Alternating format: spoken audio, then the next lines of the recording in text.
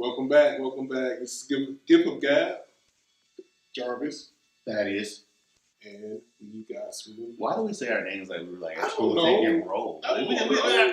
Like, did your teacher just come out today? I'm like we're just taking roles at Thaddeus. I forget to take roll a lot of times. So I don't think you should admit that out loud. I'm official on camera. I know my flaws. Oh, okay. All right. Well, let's talk about some sports, man. Let's talk about some sports. Yeah, this episode is on sports, guys.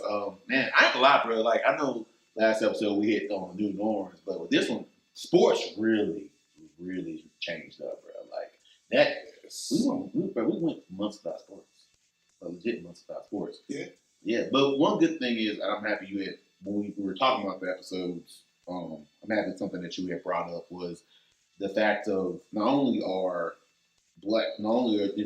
there's a whole movement of us black people pushing, saying, hey, we're here, hear us, we're tired of not being heard. Very much I like the fact that our athletes are using their platform. And the thing that kind of was really piqued my interest was you after having athletes who are in sports where literally they might be the only minority speaking up. You know what I'm saying? Like, I don't know, for me, Bubba Wallace Bubba Wallace in NASCAR, I'm not a true NASCAR fan. Until I heard him speak, I'm like, I might actually watch some racing. And I actually watched it. And for me, it was just like, I ain't gonna lie, I didn't watch the whole thing.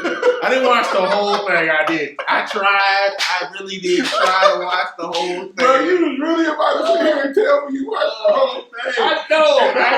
I watched it. I said watch. I didn't say the whole thing. But I did watch it because I did want to, it made me want to watch it and see because it was like, oh, there's somebody who looks like me that are driving these cars. Usually we don't see that. And then not only for that, NASCAR very much as a culture, and I don't watch the sports, I can't know it, but just what I observed, I always felt like it wasn't a sport for us. And then for him to really change the sport to where they're banning Confederate flags, I didn't think it was going to happen. But when I saw them actually make it official, I was like, wait a minute. He actually impacted, literally, just one black man in the sport impacted them to that level. And I thought that's when I really realized, this movement is really catching legs. Right. It's refreshing that like some of the sports that we participate in with the lowest amount of we don't fuck with, for lack of better words. Yeah. Those are some of the sports that are really like using that platform to do these things. Whether it's it is NASCAR or it is tennis, MLS or MLS or whether it is baseball. Baseball has. I ain't gonna lie, that is surprising. Baseball? Like when NBA, we'll get to that later, but the NBA, like when they actually sat out that one game, and then I saw that the baseball games were getting canceled because they were doing the same thing. I'm like, we catch a wave. I think it's my platform. Okay. And they know we don't watch baseball. Nah, for real. Like, they know. Like all the time, they watch baseballs in person. So that is what is impressive. It's hard to call it a marketing ploy when we don't really participate in it. Yeah. It's hockey. Baseball is still not an easy sport to do in low resource neighborhoods. You don't have land. You got land, bat, glove, baseball. But they are, to a certain extent, using that platform to say, hey, we empathize with that movement. Yeah. We see it. They ain't lying about it. Yeah. It's a real thing. Ooh, that line that you said, where you said they're not lying about it. I feel like a lot of times when we have conversations with people, it's almost like I feel like they're like, oh, so y'all weren't just making stuff up. Like, this is real. Having conversations with people. Well, people who don't look like us. It's not name job. People don't look like us. It was a thing of like where, like you really finally realize that we're just not making up stories. Like these things are real. You know what I'm saying? So, and just the fact that, like I said, you have these athletes using their platform to push something out. It's amazing. Like for me to like literally every time you watch an NBA game, you're seeing a statement about voting. You're seeing a coach talk about it. And I do want to pause here while I'm talking about that. The WNBA, which I feel like is always shout out to the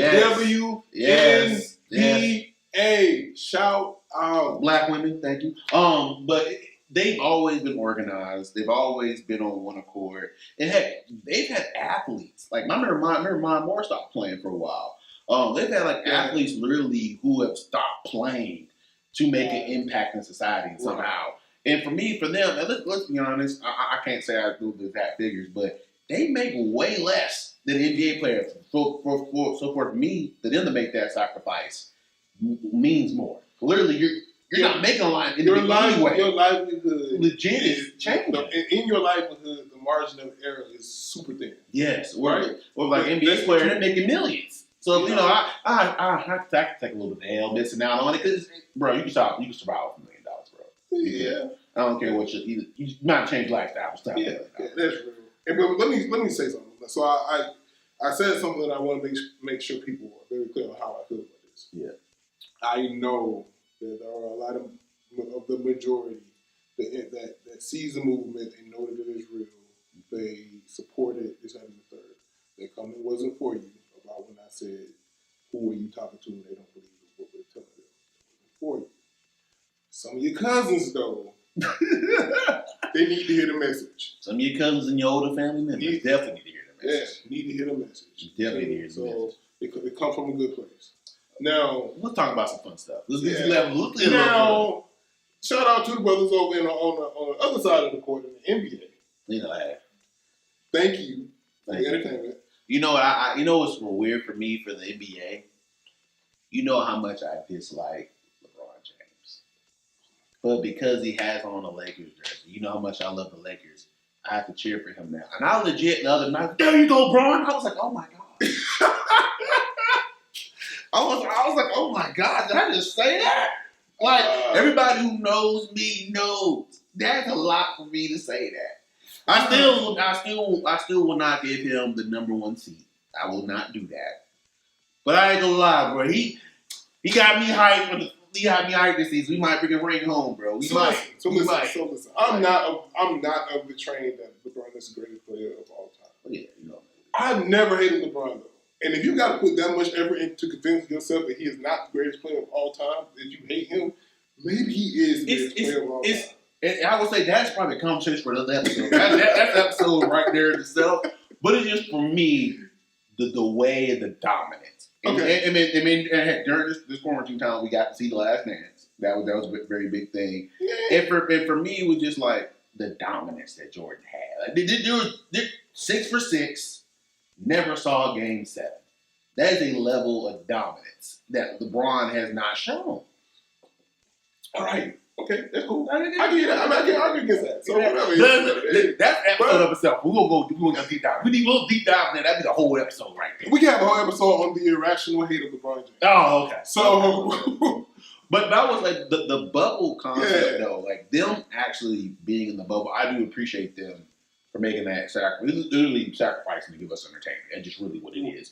For real. That's real. But the level of basketball we've seen, to me, it just gets kicked up like amazing. Like, a lot of these young players, like Michael Porter, were we really talking about him before the bubble? Yes, I made several Facebook posts about 4 years ago. Well, that was you. That's 4 years ago. But I have receipts. But this man and what we're seeing now was not the dude that was playing around the season. Him, I can't remember the guy from Indiana. Devin Booker. We always said Devin Booker was a baller. Yeah, we said Devin Booker had bums around him and he can get buckets. That was the team. The Devin team Booker, came together though. Devin Booker is a man. Who coached it? It was Monty Williams coaching him? Now. Yeah, Monty Williams. Yeah. That thing, the coach has done an amazing job. Great job. I'm not taking up Booker. Booker's balling. That coach has done an amazing job. And for the TJ Warren, that's another one. We weren't talking about him before the Soft. I ain't gonna lie to you. But he went off though. He did go off some games. But to me, I feel like the bubble has definitely brought us a better grade of basketball that I think we would have solved without the bubble. Because you're taking all the outside stuff away. Like, it's legit basketball. It's pure basketball. And I think a lot of dudes are young. This is almost like going back to their AAU days, honestly. It's really what it is. So, as we're recording this episode, right now, the Heat are in the Eastern Conference Finals. They're official. We got the Celtics in the Eastern Conference Finals. That's official. I'm going to ask you who you have in that and how many games. I know who I have. The games is tricky. I like Boston. Okay, we're going to disagree on that. I like Boston. So we have a conversation. Okay, well, I saved my comment. I like them in 7. Okay, I got the Heat in 7. Okay. And so I'll so we meet in the middle. Okay. So I'll start off by saying my reason. My reasoning is because I feel like the Heat have the better shooting ability. I feel like the Heat have the better shooting ability than Boston. And I feel like they shoot better. And I feel like they have the effort on defense to make up for the difference in size. That's what I think. And I think, honestly, I think that team is probably the best team as a complete package, honestly, in the Eastern Conference. So that's why I say that. But I do think it's going 7, though. I will agree, and I have this whole formula in my head about team chemistry. When a team plays that well, and the point guard isn't the alpha male, not the best player, but isn't the alpha male on the team.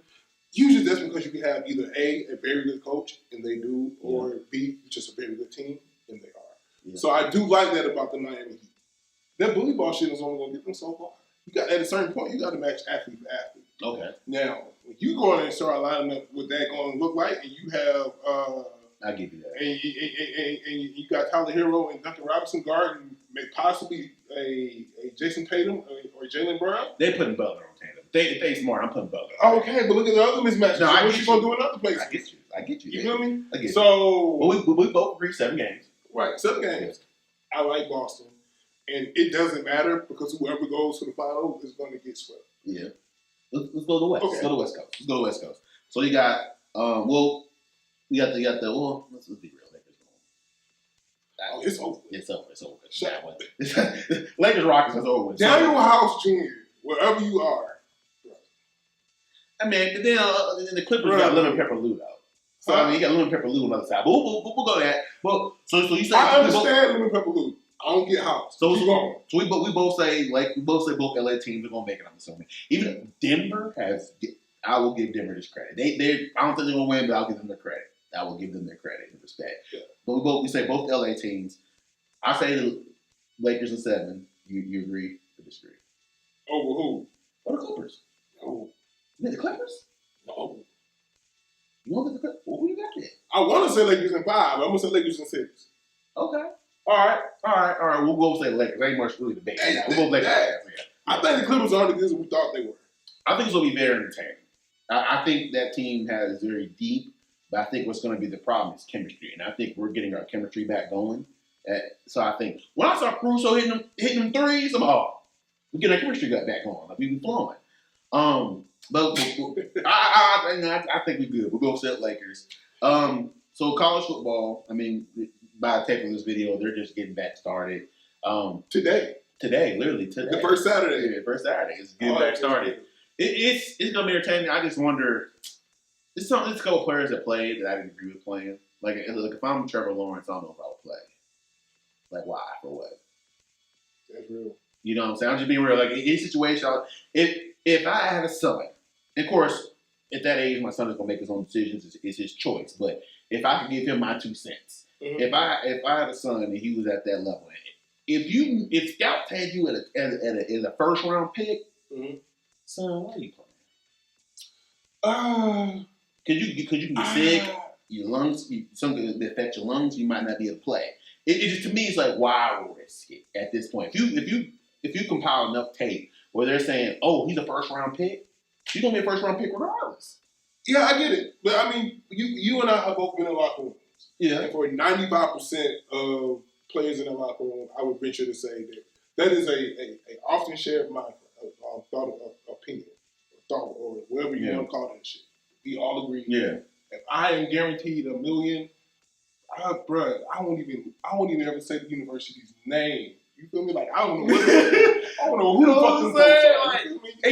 And your teammates will get it though. They better. Yeah. I mean, I was going to school. I remember I remember Teddy one time said, I said, "Oh, Teddy, it's your last year, right?" He's like, Teddy, you better take your ass on that league. Like, what's the point of you staying? Like, but really, but I get it though. But the real is teammates, family. I get it. There's a sector of people who love football that much that they don't want to miss a snap. But you're playing football in the league. It's still football. Yeah. You know what I'm saying? I get it. We both played college. I get it. I love my teammates, but at the end of the day, I want the best of my teammates. Yeah. And also, too, if you're that dude that's going to be a first-round pick, go ahead and go. You're going to get the man behind you opportunity to start putting his film on.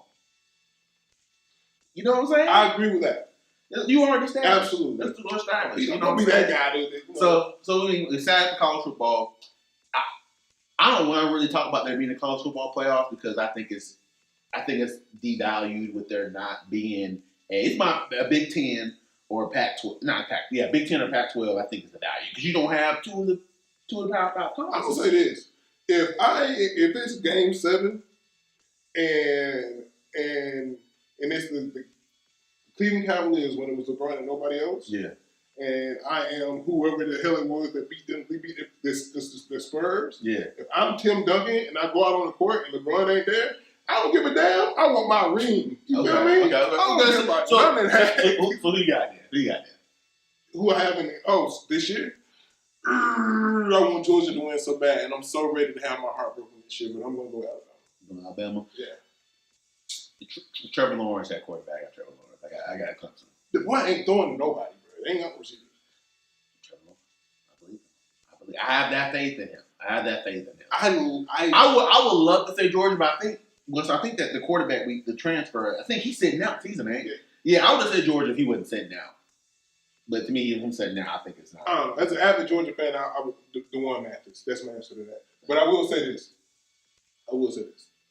That I think that Trevor Lawrence is the best college quarterback that I've ever personally paid attention to. Like, I've seen some Andrew Luck. Cam Newton was great, but whatever. Tebow was not that good. Do you forget about Trevor Lamar Jackson? Lamar Jackson is the best college football player I've ever seen. And that's not Louisville bias. That's just fact. In terms of the athlete? No, I didn't forget him. I just don't think he's the best college quarterback. What? That might be it. That's the episode. That's the episode. That's the episode of itself. I mean, but he's in the NFL. He's in the NFL, and we see now that he is great at what he does. Yeah, that's a good segue into the NFL. It would have been better if he had said, let me talk. Oh my God! But no, seriously.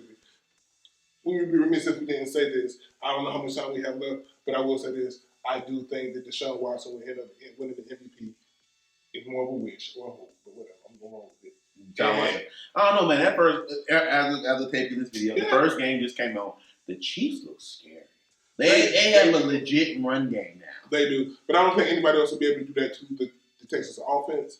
That like the Chiefs. And I think their defense is improved. The Chiefs scare me right now. The Chiefs are going to win the Super Bowl. Okay, so let's talk about that. Who you got Chiefs going up against? Saints.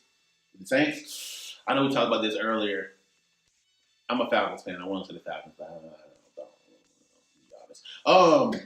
But we ain't dead on defense. Offense is going to be great. That's what I'm saying. We get there. We ain't there. I think Gurley is definitely going to help the offense out. Yeah. But if you know what, honestly, this it's going to be a little bit of a reach, like the Seahawks.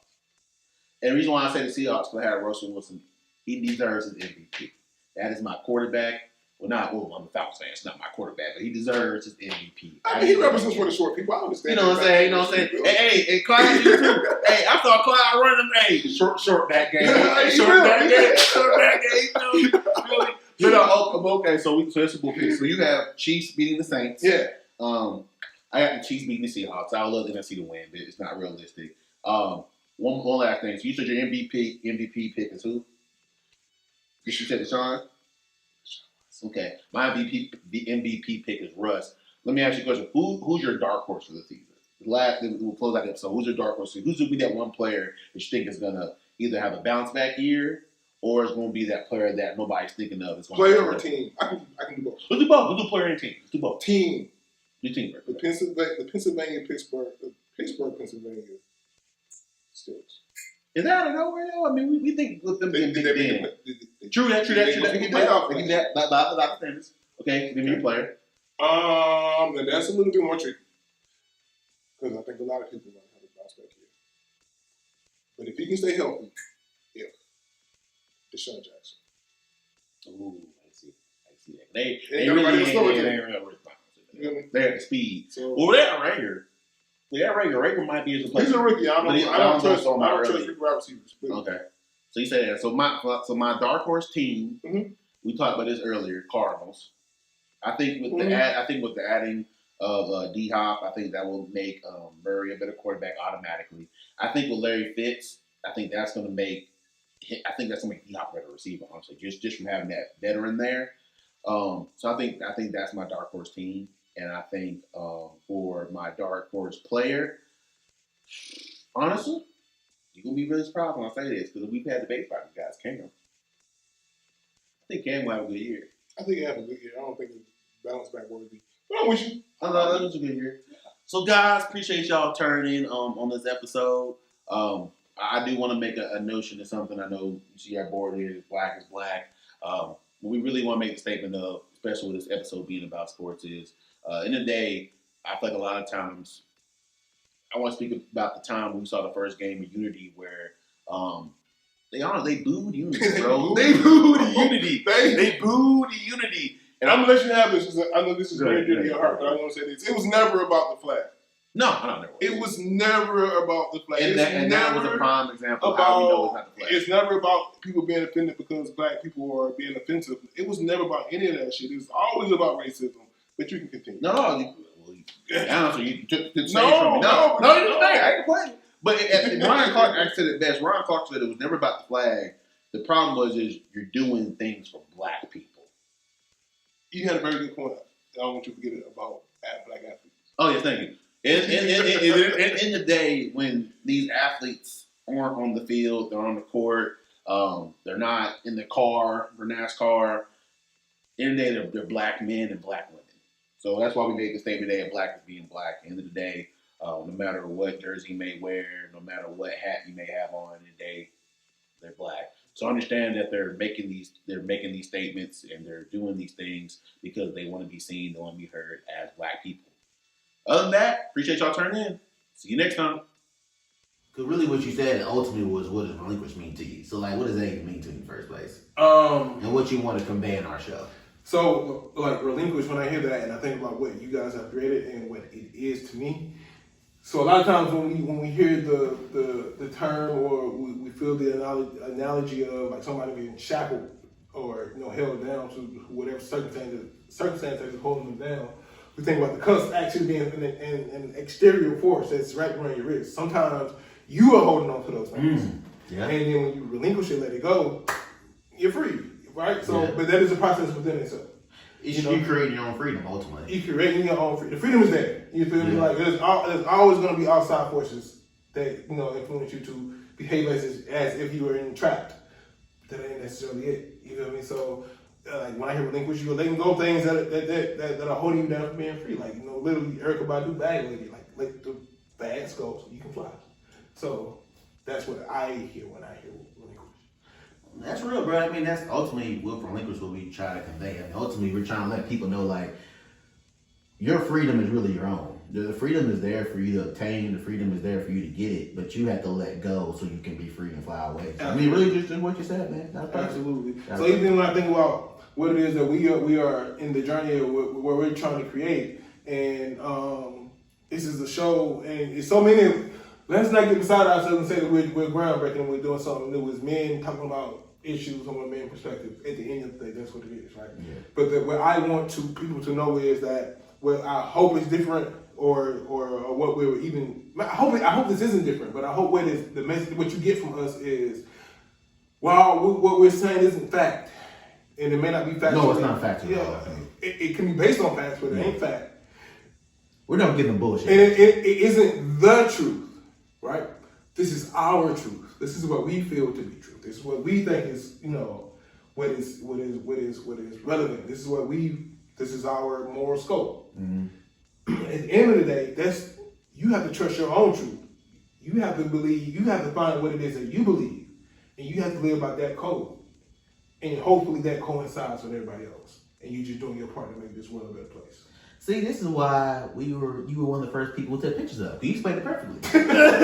But no, I mean, no, bro. I mean, I definitely do feel you in that. Like, ultimately, what we want people to get from relinquish is really what you think it is. I mean, honestly, ultimately, it's about being free. Right. So, whatever your idea of being free is, that's what it's gonna be. So you gotta understand, like, relinquish is as far as what you guys built. Like, you have to go straight to the source for that. But use relinquish as a term, as a word, as a lifestyle. that ultimately, I'm telling you to use that to set you free. Right. That's it. That's it. That's all we need.